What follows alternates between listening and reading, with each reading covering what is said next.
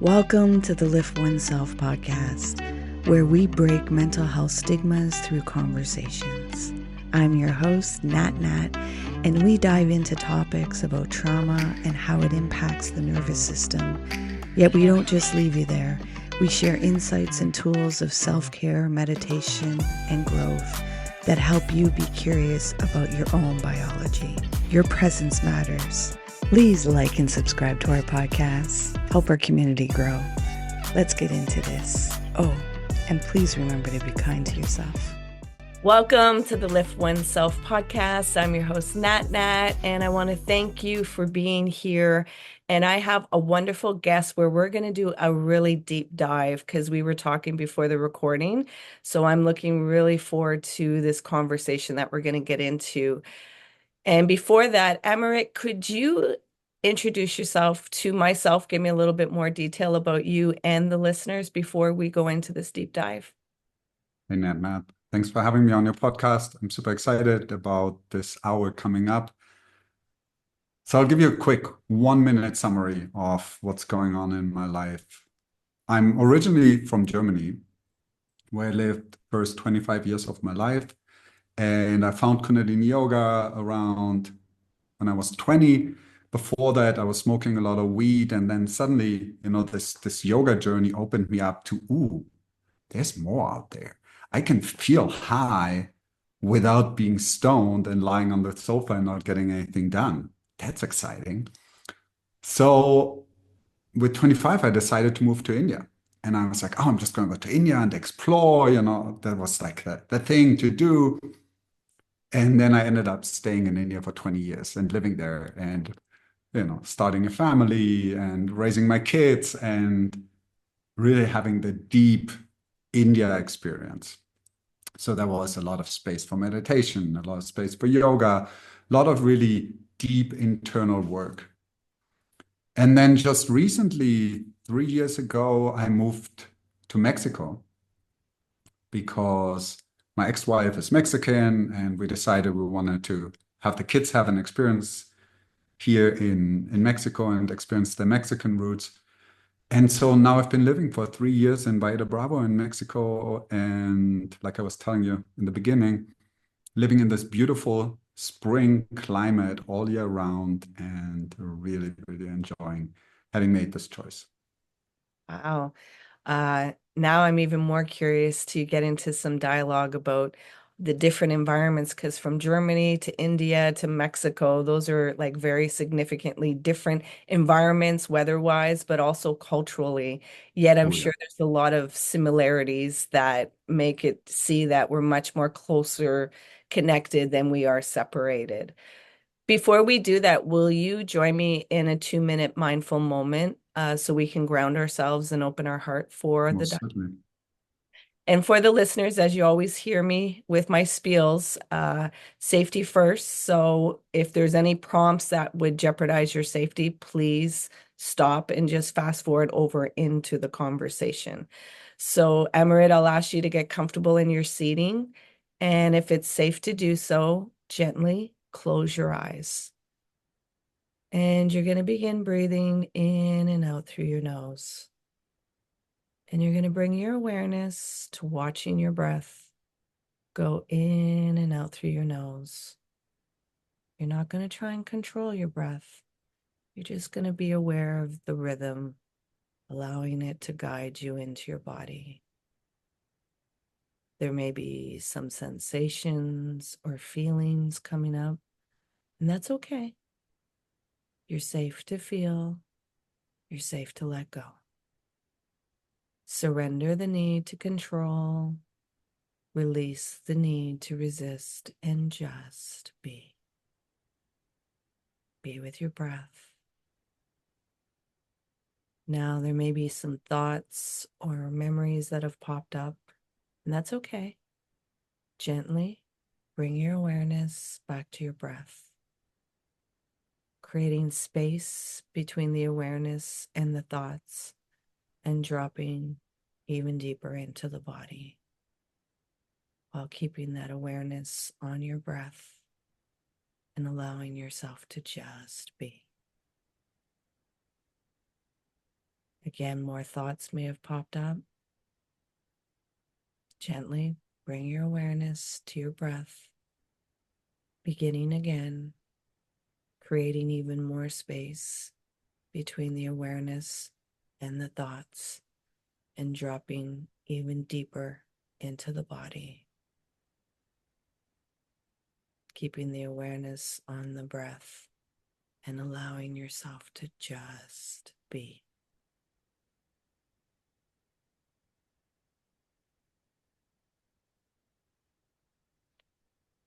Now, at your own time and at your own pace, you're going to gently open your eyes while staying with the breath.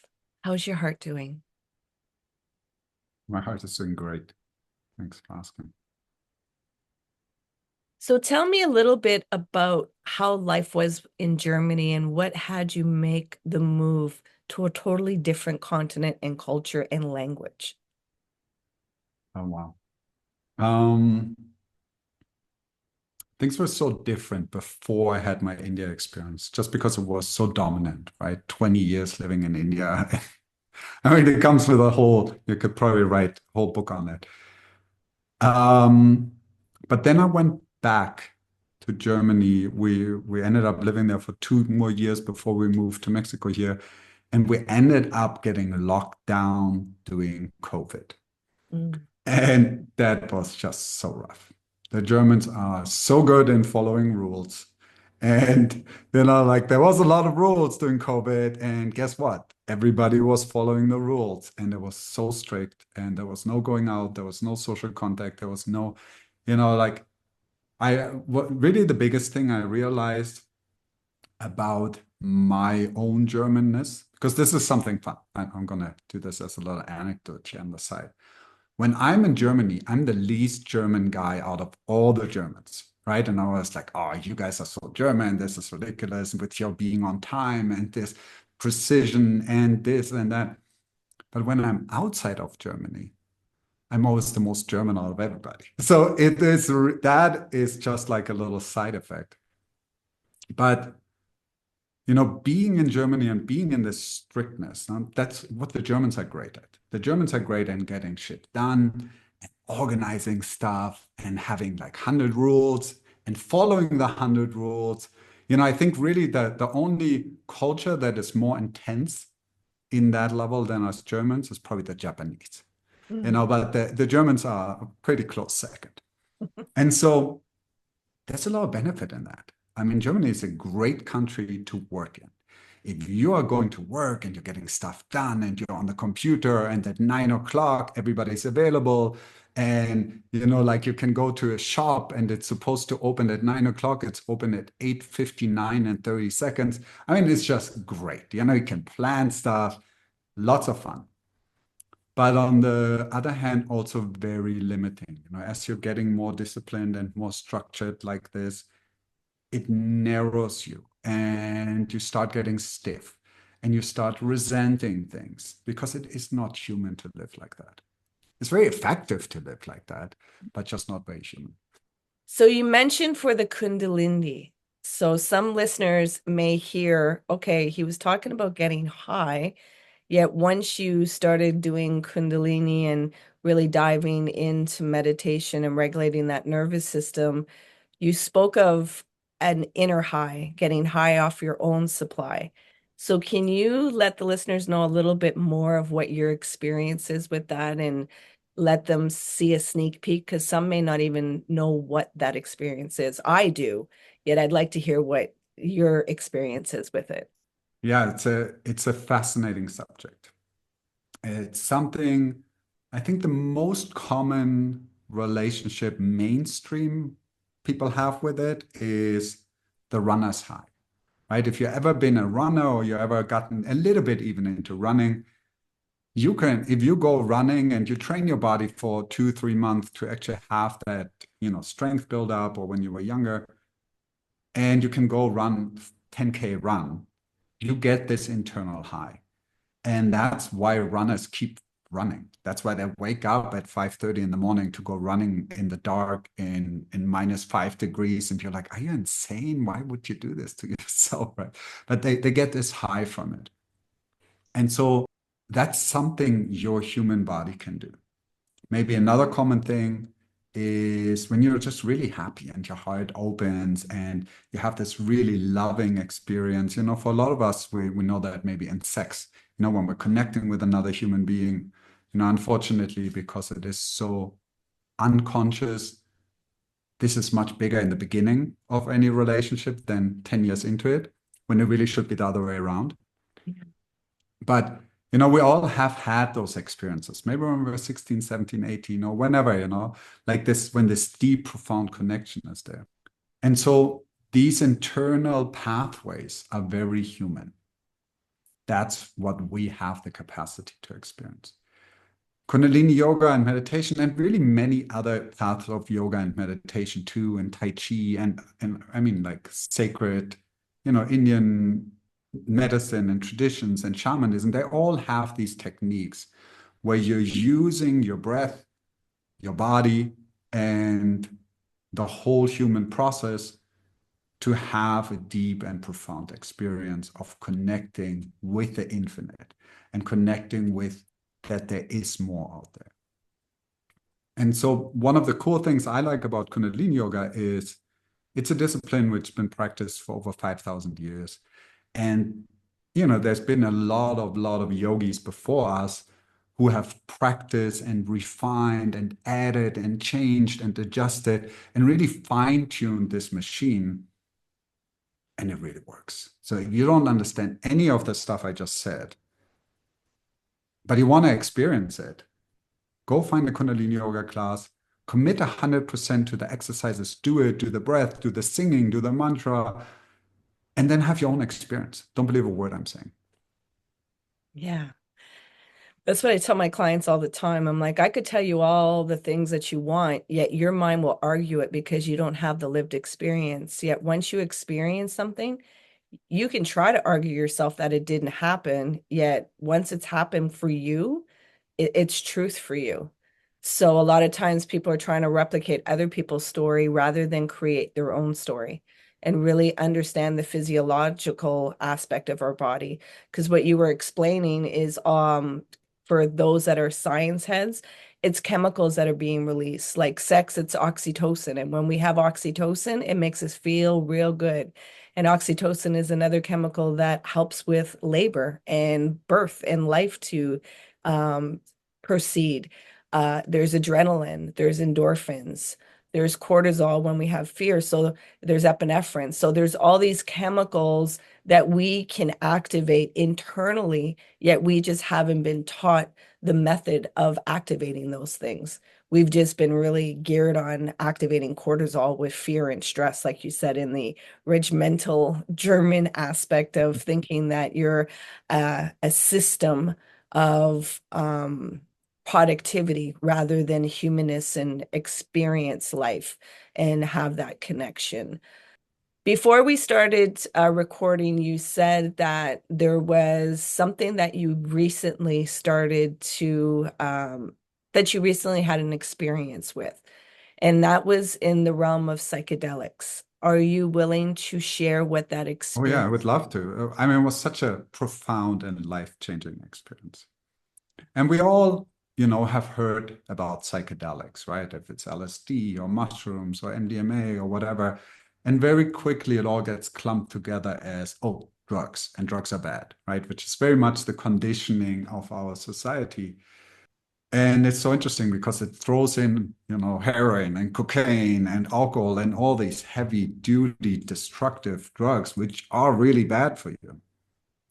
And I think we're kind of been having a renaissance around the marijuana use, even though that comes with a lot of side effects too, but it is, especially in the field of health and healing, an amazing tool to be used.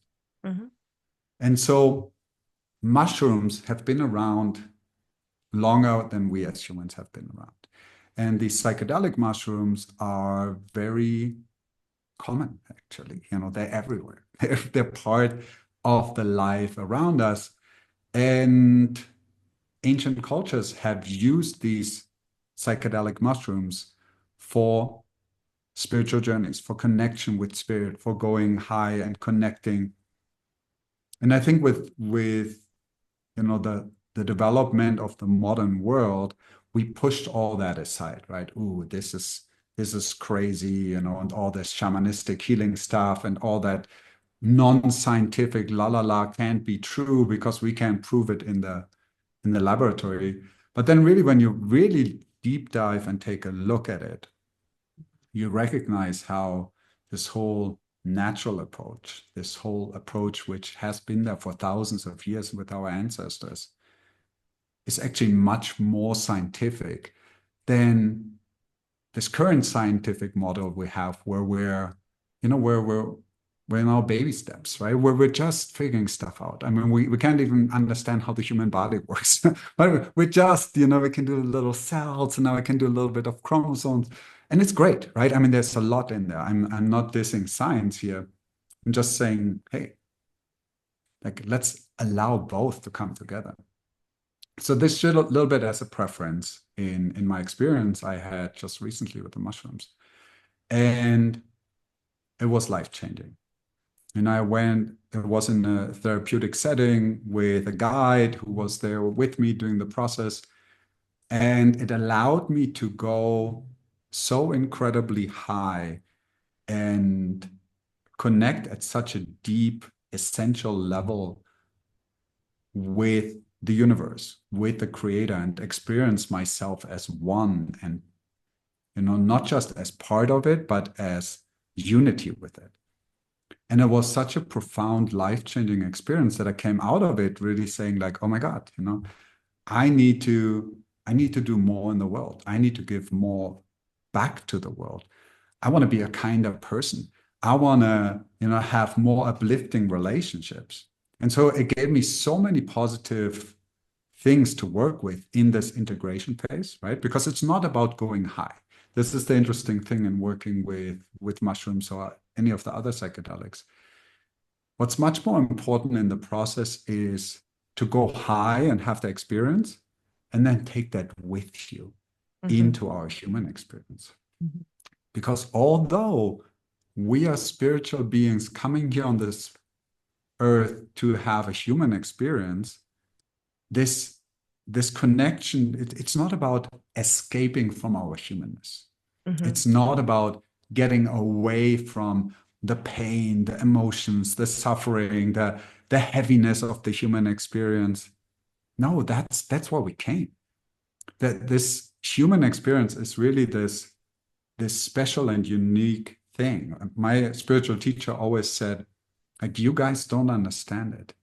There is angels standing in line, souls standing in line, waiting to have this human experience. And you guys are down here pissing it away. Like, come on, wake up. This is such a unique gift to be human. And so this was really, for me, like such a palpable experience in this mushroom journey, where coming down from it and feeling back into my body, feeling back into my humanness, I could make that connection between God, the infinite, and myself and my humanness, and really appreciate every little struggle and every little challenge and every little pain and every raindrop in my face. Because it's so easy to appreciate the good things in life. Oh my God, I had an amazing talk with my good friend, or I had this amazing thing.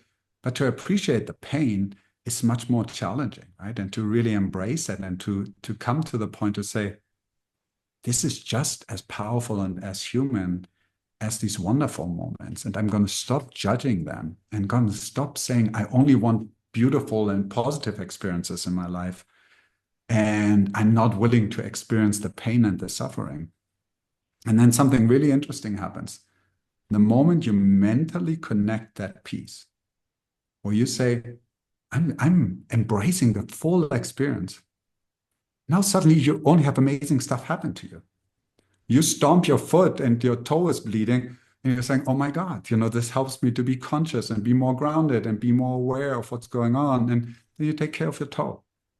But you're not cursing the world anymore, saying, oh my God, poor me, I'm suffering. Life is so horrible. Please release me. I need to have my bottle of whiskey so I can enjoy my Netflix tonight, right? No, it's not about that anymore. It's about, arriving here and recognizing that everything we get to experience is a gift. Yeah. Um, you just mirrored what my experience has been for the last decade. And I know a lot of people will say that I'm weird. What do you mean lean into the pain? What do you mean lean into the challenges? When we have a society that has everything in the market to numb pain. And I think a lot of times with the psychedelics, it's used as disassociation, and they want to be in the high state and they're not realizing it's integration. You're trying, as you said, escapism, trying to escape from the experience of life, the reality, the as is of where you are, and also reframing your perception of what you're considering to be abundant, because we're so tethered in thinking accomplishments and success and materialistic things are abundance, when seeing a sunrise is the most abundant experience, one of, not the most, yet one of the most abundant experience that you can have. Hearing a baby's laughter, smelling fresh grass, feeling the warm breeze, feeling the ice cold, being fascinated with the whole experience. When you can allow yourself to be whole with a W, as you said, the way that you show up in life is such a fascinating way. Yet there has to be a choice of how you're going to reframe your mindset, because your nervous system is built out of negative bias. So it wants to, be primed of only getting it your way. Yet once you can rewire that and recognize, I don't need expectations to put me in an elevated state. The world doesn't need to go my way to have me in an elevated mental state. I can actually accept the as is of this reality. Is it painful? Yeah. Does it suck sometimes? Yeah. Yet you can still feel that sucky part and still allow joy to be present. It's not one or the other. It's actually allowing a multitude of feeling your humanness.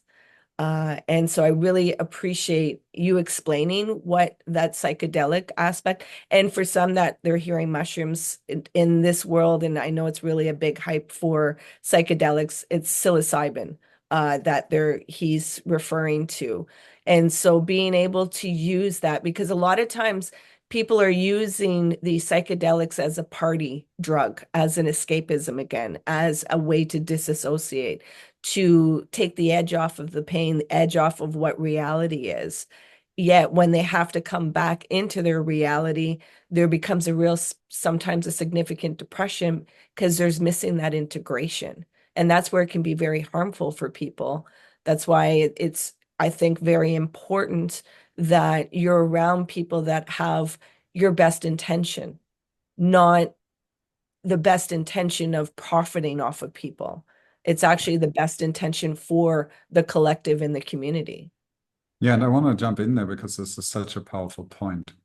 And there's nothing against parties and going in a high elevated state into a party. Yeah, amazing. But don't use psychedelics, then drink alcohol on top of it, and then smoke some weed, and then jump around for 5 hours like a crazy person, and then completely miss the most important piece, which is the integration, and then pass out somewhere on the lawn, right? That doesn't make any sense.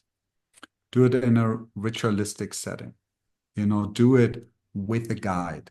Do it with someone who brings experience to it. Like one powerful thing I realized in this process is, if you have someone by your side as you are journeying into these realms who is holding a powerful meditative state with you, holding presence for you, that is life-changing. And that allows you to really travel down this path with a lot of confidence and with a lot of support, because you got this powerful presence with you. And another interesting thing I wanted to share from my psychedelic experience was, one of the things which everybody who has tried psychedelics knows about is, there comes the point where it gets a little scary, right? There's something happens where you go like, ooh, and you want to turn around and run the other way. And that's like the worst thing you can do. Yeah. What you need to do is you need to turn around and face it and Mhm. sit with it and be like, okay, let me look in your face. And then that dissolves just in milliseconds, and it shoots you up higher into the next level of experience you can be in. And so for me, doing this psychedelic experience, which was really powerful, was that after this happening a couple of times, I caught on to it. And I was like, ooh. And then I started looking for all the monsters and the painful and the scary things. And I found them, and I was like, ooh, come on, let's sit together now. And again, I got shot up higher. And then a funny thing happened. There wasn't any more monsters to find. Where I was like, oh, I must have arrived. And that was very cool. And so, what I, again, in this integration phase took with me is that when these undesirable things happen in life, they're actually a gift. They're a gift to look closer. They're a gift to sit with it. And when you sit with it and you feel the pain and you feel the contraction and whatever happens inside of your body, that will then be the fuel to catapult you higher into that true human identity. For some that they need some other context, what you just explained is that shadow work. There are places within ourselves that we've, kind of pushed away or put into a junk drawer or thought that we got over it, where it's all about the integration. And if you're not doing psychedelics, the other way to go through that is feeling your authentic emotions. These emotions feel really big and really scary. Yet, if you feel them, they only last a few seconds. Going through it without psychedelics can feel like an eternity. Yet, when you do, there's an opening and there's a flood of energy that comes up in a rush. And it's like, this is always naturally here. And it's like, yeah, you've just been suppressing it with these emotions that you haven't been able to feel and release, so that the defense mechanisms of that nervous system that are protecting your vulnerability, the sensitivity, the oneness, that they open up and you're fully connected. Because how you just explained it is what trauma is. Trauma, those experiences that were painful, separated you from self, the big S, the oneness, God, divine, whatever that word you use for that higher power. And it's the journey to reconnect into that self. So, like you said, those big monsters and scary, it's like, I don't think I have the capacity to face this, to go through it, to feel it. And it's like, you do, though, because it's just feeling some pain and it's redefining what pain is. A lot of us don't realize we're creating a lot of psychological suffering for ourselves that feels like pain.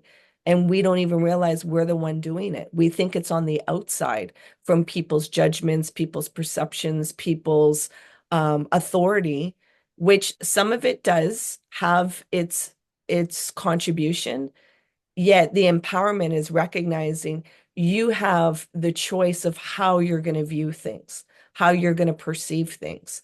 Does it happen right away? No, not for many. It's a tool that you have to develop and reframe your mind, that when it's trying to go this way, it's like, no, no, no, you forget. There's just this way that we go now. It's just moving forward. Yet it takes profound depths of willingness.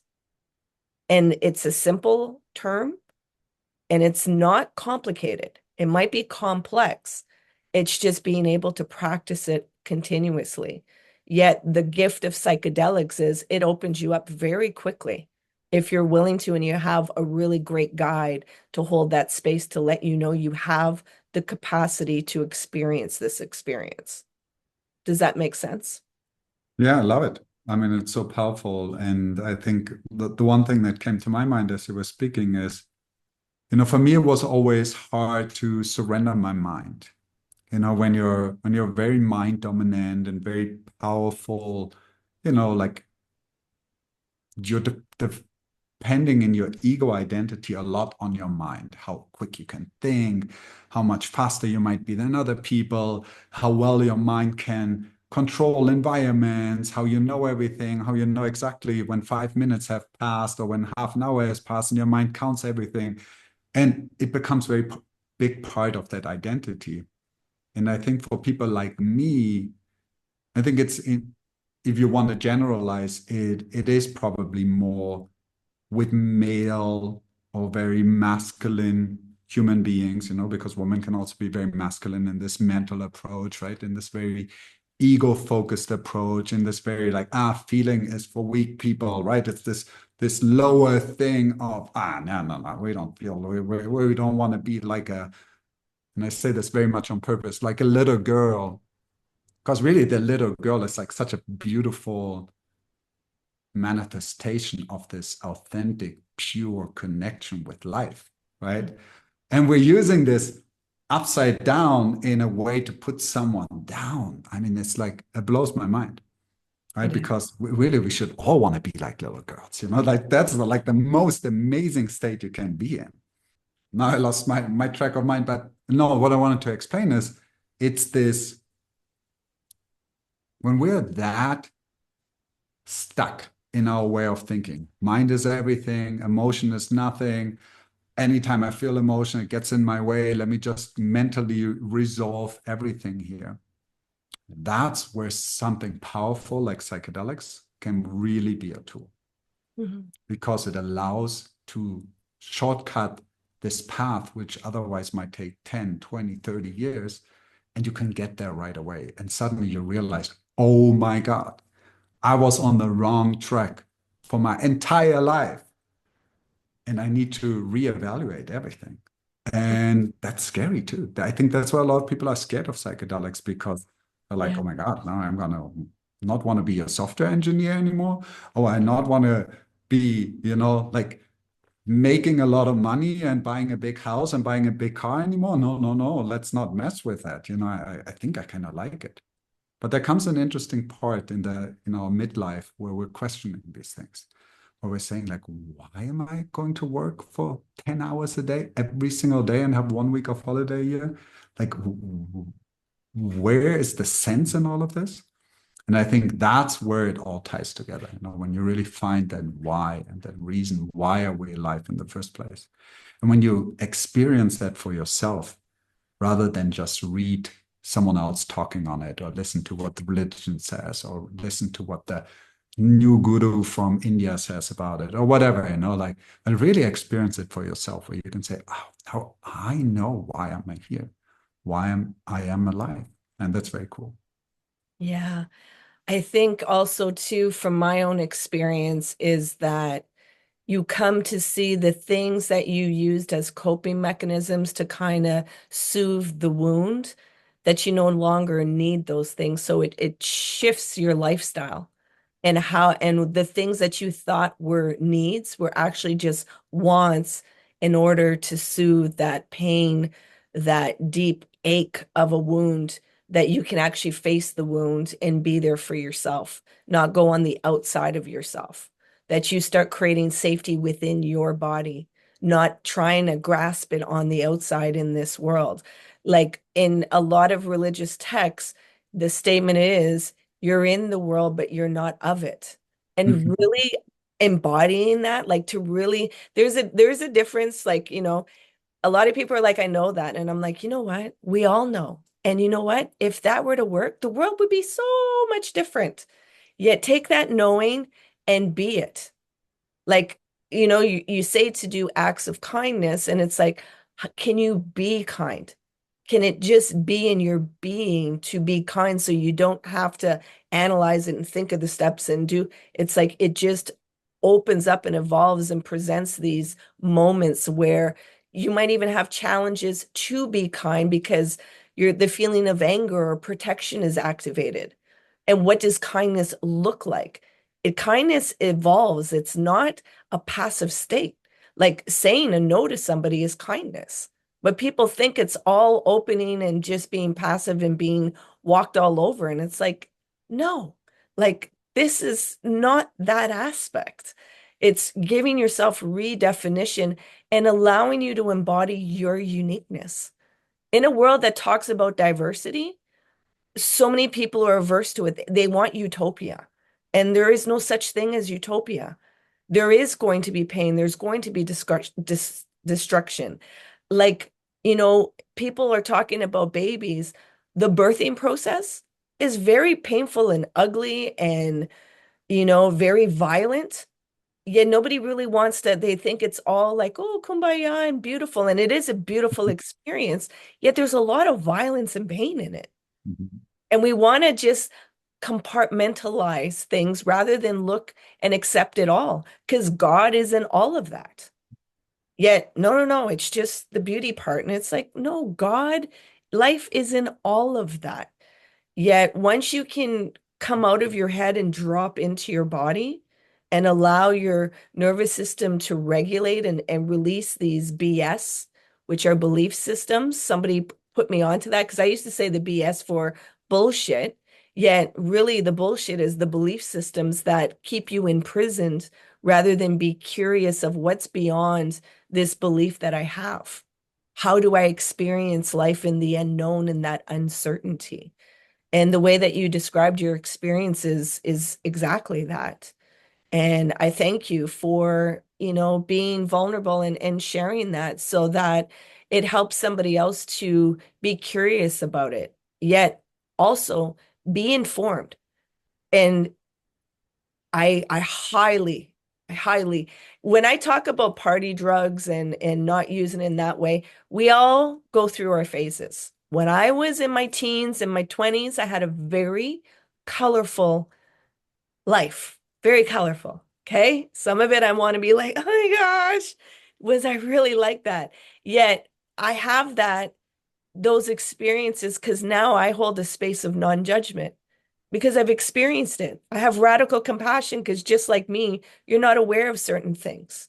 Yet now that I've opened up some of my awareness, it's recognize if you are trying to numb your pain, the pain doesn't go away. It doesn't go away. It actually is a superpower that can empower you to show up. Is it a process? Yeah. Is there requiring some stillness? Yeah. Yet stillness in a world that wants to stimulate you 24/7 feels like a threat. Yet your healing is in that stillness. So allow yourself to journey into that stillness. But once you start, it doesn't mean, like you said, when you're smoking weed and just sitting on the couch watching Netflix, this kind of high gets you going into, I'm using time as a tool, not a toy. How am I going to use this tool wisely? How am I going to use this energy to really be curious and alive in life? Yeah, I love it. You mentioned that you are a parent. Yes. How many children do you have? I got two. My daughter is 16 and my son is 12. Okay, so teenagers. Okay. And preteen. What I've learned for myself, I think my highest spiritual practice of learning about myself was the reflection that my children were mirroring to me. Did you share that same experience in your parenting journey? Oh, big time. Actually, for those 20 years I lived in India, I worked at an international boarding school. So I got 20 years of practicing being a dad to 100 teenagers. And that was big. And so, really, on one hand, prepared me more than a normal parent is prepared, right? Because the thing with parenting always is, by the time you figured out a 2-year-old boy, you got a 3-year-old. And you're like, oh shit, nothing of that stuff which worked with two works now. And then, like in my case, it was like I figured out how it worked with a girl for every year. And then I got a boy. And I was like, oh my God, now everything changed again. And that is challenging by itself. There's no structure and no baseline in there. And they're so real. And what I always remind people of who have children of their own and say, oh my God, my kids are not listening to me and they're not doing what I'm doing, blah, blah, blah, blah, especially with teenagers, man. Say like, how were you when you were 15? Exactly. What were you thinking about the capacity of your parents? And then they get really quiet and they go like, oh yeah, I thought my parents were such freaking idiots, right? And so, yeah, guess what your kids are thinking about you? Hmm. especially when you behave like one on top of it. So what I love about the relationship with my kids, and it's more dominant with my daughter just because she is like full on teenager with 16, it's like it's all right there, is she will call me out on my shit like regularly. And then I can either pretend that I'm the adult and she better shut up because I'm doing the adult stuff here and I'm paying the bills and you put your feet under my table. Or I can go like, oh shit, she's right. Like, how can my 16-year-old child see where I'm tricking everybody else so perfectly and playing such a good show, right? And pretending I'm this. And she looks right through all my bullshit. And that's uncomfortable. Yeah. And that's uncomfortable to look at. And I have a lot of compassion for myself and for other parents who just say, you shut up now and you don't tell me stuff like that again. Because, it's really hard to not say that and to actually say, oh shit, you're right. Hmm. I'm sorry, I fucked up. Hmm. And then you're thinking like, oh my God, this is the wisest human being I can be around with. And 5 minutes later, they're doing the stupidest thing in the world. And you're like, how can this wise human being be so stupid? I'm so confused. What's going on here? Right? Because they are kids, right? And they got those two sides. They got this deep wisdom, but they're also so freaking stupid. It's fun to watch. Yeah. My children have been calling me out since they've been young. They came here to be disruptors. They were not here to conform. So, yeah, and I leaned into that. I leaned into no longer drinking the Kool-Aid as a parent and thinking you know it all and wanting to avoid the emotions they're rising up in you and then look at it like, what was I going through? Also, I used it as a healing of what was I experiencing at 6 that might have had some trauma that they are showing me that I'm not willing to experience and let flow through because the most challenging and difficult thing that you will do as a parent is witness the pain in your children and not be able to do anything about it, and it activates a helplessness. Yet if you can allow the helplessness to coexist and realize, just like you, they have their internal compass, their GPS, their God programming system within themselves, and they have to develop their tools, and they're going to make mistakes. They're going to have to go through their emotions. They're going to have to experience whatever path it is without you always interfering because you don't have the capacity to witness the pain. And I think that's where we aren't educated enough as parents. We're told that we're not good enough and we need to do better to make sure we create a really cozy nest for the birds. And it's like, no, the birds have to fly out of the nest eventually, and keeping it cozy all the time doesn't allow them to develop their wings and their ability and balance in that. So I thank you for the humor and the calling out because sometimes parents, for myself, I still fall into it at times, especially with the teenagers and the autonomy and the arguing. And it's like some of it, it's like, you don't even see. And other parts, it's like, oh, I'm not even seeing about myself and I'm being a hypocrite. And I can call that out after of saying, you know what, I'm being a hypocrite. I just don't know how to feel my emotions and feel the fear right now. And I'm just barking and projecting it on you and actually repeating things, the generational things that my mother did onto me that I haven't resolved within myself. And I'm just pushing it right back down the generational gap. And it's like, no, it's supposed to stop with me because I have the awareness. Yet, just because I have the awareness, there is some process to be able to access that behavior part, that nervous system part, that you're not just in the reactivity of it, because it's a lot of buildup. It's very easy to just stop where it's like communicate and feel. But parenting, whew, it can be a shit show, I tell you. Can you let the listeners know where they can find you? Because I know they've been hearing a lot, so now they want to know, where can I find Amrit Singh? Probably the easiest is to just find me on Instagram, on Facebook.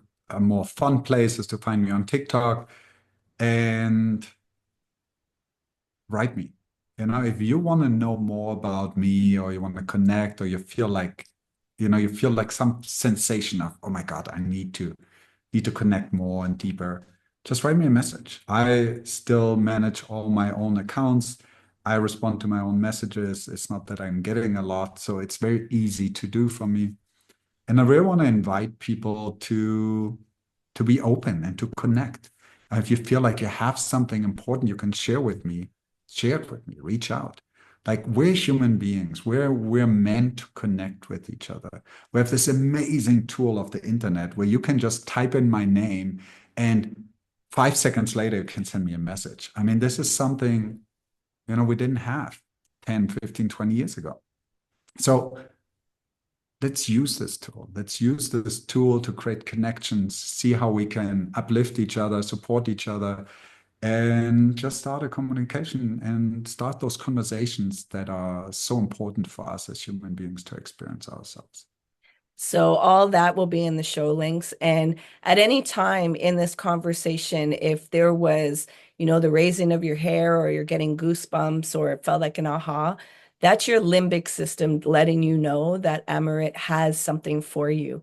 So as he said, reach out. You see how approachable he is. And, ask the question.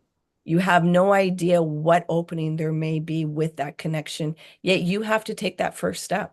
You have to start trusting your body and its intelligence that it's trying to communicate to you to reach out. So, take those steps. And like I said, all his information will be in the show notes so that it's easily clickable so that you can connect with him. Emerick, I want to ask you, is there anything that you want to leave the listeners so that they can continue on their journey? Yes. Have fun. It's all just one big game. And when we're playing games, the most important thing is not to take it all so serious and not want to have to win and everybody else has to lose so I can win. No, like, come on, let's have some fun. It's a little bit like you're playing a game with your 5-year-old.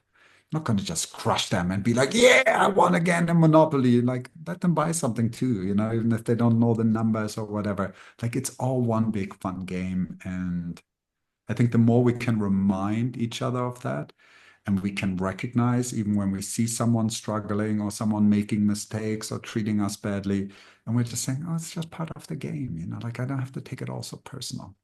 That's kind of what I want to leave people with. I want to thank you for honoring me and the listeners with the most valuable thing you have in life, which is your time.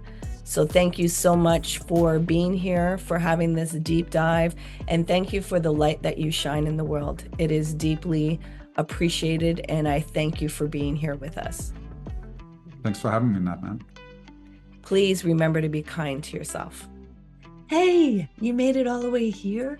I appreciate you and your time. If you found value in this conversation, please share it out.